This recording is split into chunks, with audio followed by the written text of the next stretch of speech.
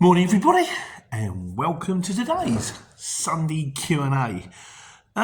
This week's video, straight into it, we was on night out. If you run out of driver's hours, could you be faced with a night out? So, you've had a particularly long day. I had a big one on Friday. I had to do a regular shunt over to Oxford and then pick up some stuff. Then it was Tunbridge Wells to the Brightling repair shop, where you send your watches in and get fixed in Brightling, which is in Tunbridge Wells. And it's in the middle of like a normal industrial estate. There's like a carpet place behind it, and there's, sort of tool station and all that kind of stuff, but you wouldn't know. No signs, super duper security. It was like MI5, over the Vauxhall Bridge. And I said to the geezer, I had to deliver a chair.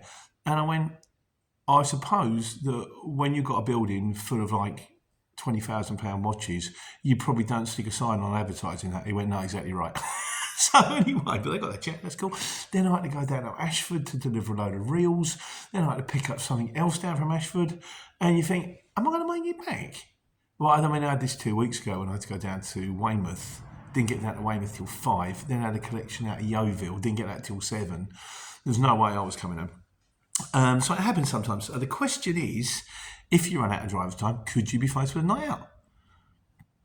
Short answer is yes, but regarding things like going over your time, spitting your card out, Steve Campbell says, better to leave your card in and run overtime than remove your card. Don't ever take your cards out, boys. Don't do it. Neptune Courier says, removing the card while on duty, it comes under fraudulent use of a tachograph. This is an MSO, most serious offence. If, for example, you're the holder of an operator's licence, this could cause it to be revoked. So there you go. It's not just an infringement. It's just not just a fine. You could lose your whole operator's licence. You lose your livelihood. So, just trying to get the point across here, guys.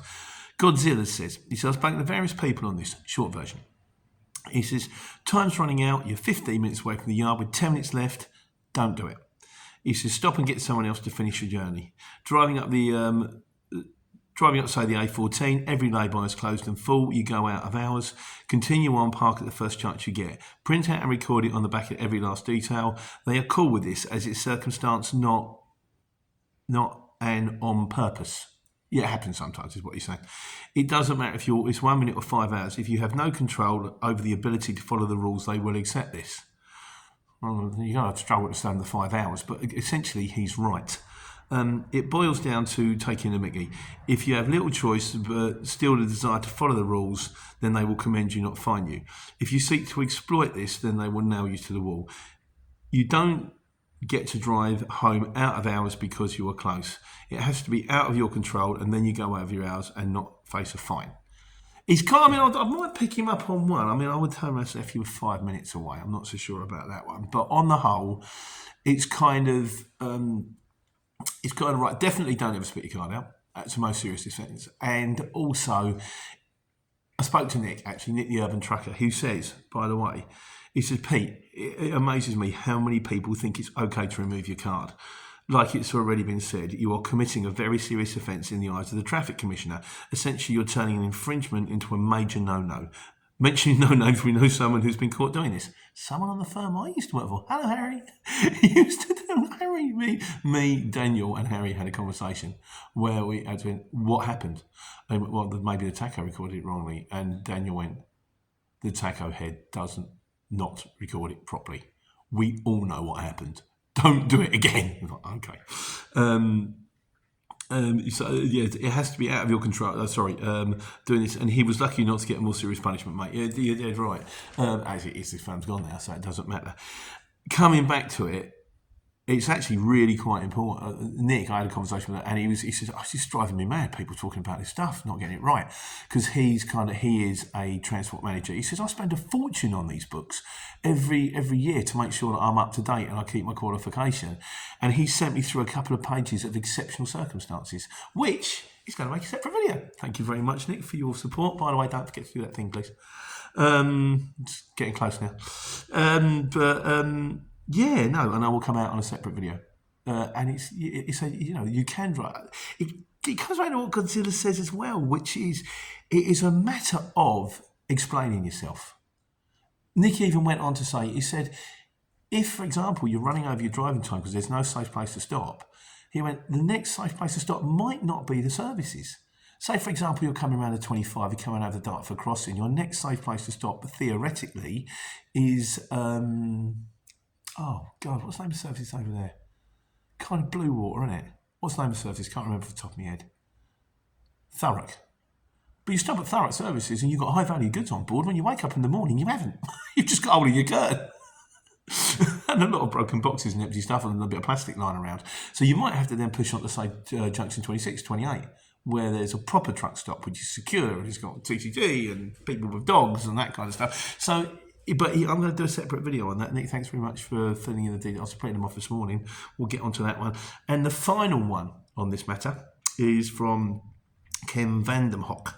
He says, in Oz, we have a 14-hour day, 5 hours, 30-minute rest break, 5 hours. How would we do 1,100 kilometres, Sid Briss, back home the next day? It's very flat sometimes. My favourite statement in that is, in Oz. I've got someone in Oz who's watching the channel. Hey, Ken, thanks, mate. Tell your friends. Yeah, and anybody else. I've said before, I wonder who the furthest listener stroke subscriber is. Although I've got a sneaking suspicion you're going to be hard pushed to find someone further away than Ken. Unless there's anyone listening on the moon. Any clangers listening, please leave a comment. Say hello to the Sleep Dragon for me. Contemporary reference to the 18 to 25-year-olds there. Right, so, last week's mistakes. I normally do that first, don't I? Yeah, I've skipped. It was on Leachy, this one. Pete says, do you mean Eastbourne, not Bournemouth? There's a massive difference between the two. Yeah, if I was thinking of Brighton and Hove, I would be thinking of Eastbourne. Bournemouth is much further away. I imagine out of the two, you've got Poole. I imagine have you got Southampton and is Southampton and Portsmouth not that far from Bournemouth? I don't know which one I would say is easy to get out of. I don't know. Really don't. Thoughts, everybody? He says no, so you must be in the Brighton way, because he said, I've thought of moving up to Crawley and Hassocks. What does come out of these areas, but it's getting back home that's the biggest problem. Probably nearly half my fuel bill is on dead miles, which over the month, year, completely destroys my profit. Probably nearly half. Oh, we've done that way. I try adding the cost of fuel it takes me to get to some collections, which does mean I'm going to get undercut by other drivers, especially if I'm 10 to 25 miles away. I think there needs to be some honesty with shippers regarding prices. Everyone knows what drivers charge per mile, but have no idea what shipper is charging his or her customer. Last week I did a job. It was a collection from a place I've been to many times for a different company.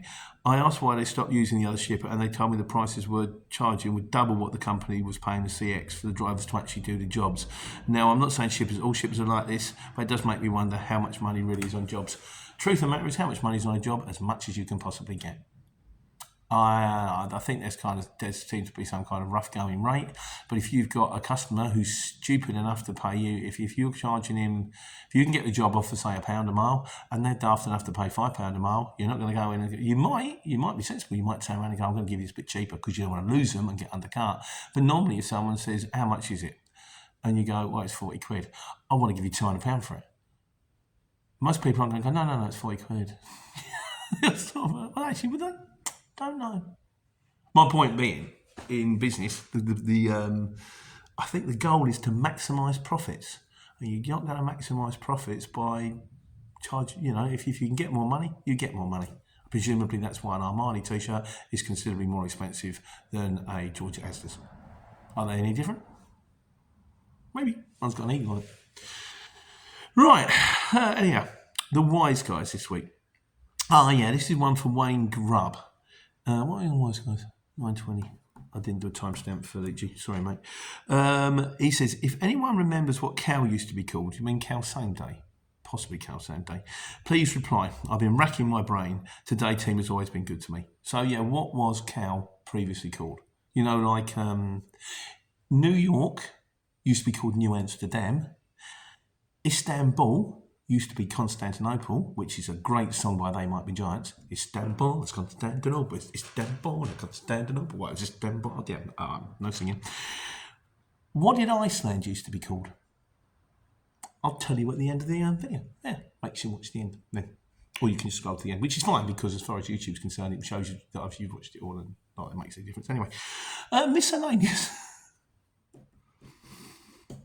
Right, Nick the Urban Trucker. I did ask for acronyms on, sort of like what was one I had for Iveco? I vibrate, everything comes off. We have various different acronyms from Nick the Urban Trucker, DAF, Dutch, and I can't read that second one. It begins with an F. And also Dutch and flying. So presumably DAF is the Flying Dutchman. I wasn't even aware they were Dutch. Good truck, so I do like a DAF. Fiat, failed Italian automotive technology. Ford, fix or repair daily. Especially it's an Iveco. Man, mean and nasty. Never driven a Man. I would. I'll try anything. I don't mind. Merc, my engine rarely copes. And for Actros, another crap truck rolled out of Stuttgart. And finally, Volvo, very odd vehicular object. Yeah, they're certainly very square, aren't they? Right, so we're still on the miscellaneous. Beltor says, am I to take it that you didn't have fun with laminate that day? I'm not quite sure what he refers to, but I bought a laminator. Never used it. I bought a laminator because I thought I was going to make out company ID, and I had to. And Daniel, the transport manager, said that I've got to put these signs up in trucks that say height and this and that and all the other. I never bothered. I've got a laminator. Sure, it'll come in handy one day. Steve Campbell on the subject of tail lift operator certification says my tail lift operator certification expires on the 17th of May 2027. I still have no idea what it is, where you get one, and why you need one. Nick, London Creative, hello mate. He says, on the subject of warranty, can't remember to talk about warranty last week as well. He says, if you buy a phone from Apple and it's out of warranty, you can use the consumer rights to get a lot of repairs done for free. There are 8 basic rights of consumer rights law, and numbers 2 and 8 would seem to apply to truck repairs.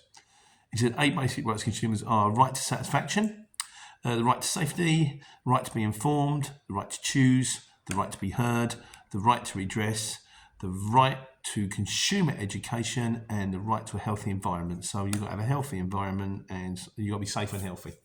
There you go. I know one thing, like when they do with the tellies and they sort of sell you a TV and they go, it's got 1 year warranty, so you can, which one I buy an extended warranty on your computer or your Apple tablet or something, do you want to buy an extended warranty? And I think, and I'm probably wrong because I usually am, if you buy something over a certain amount of money, you actually get 2 years with it.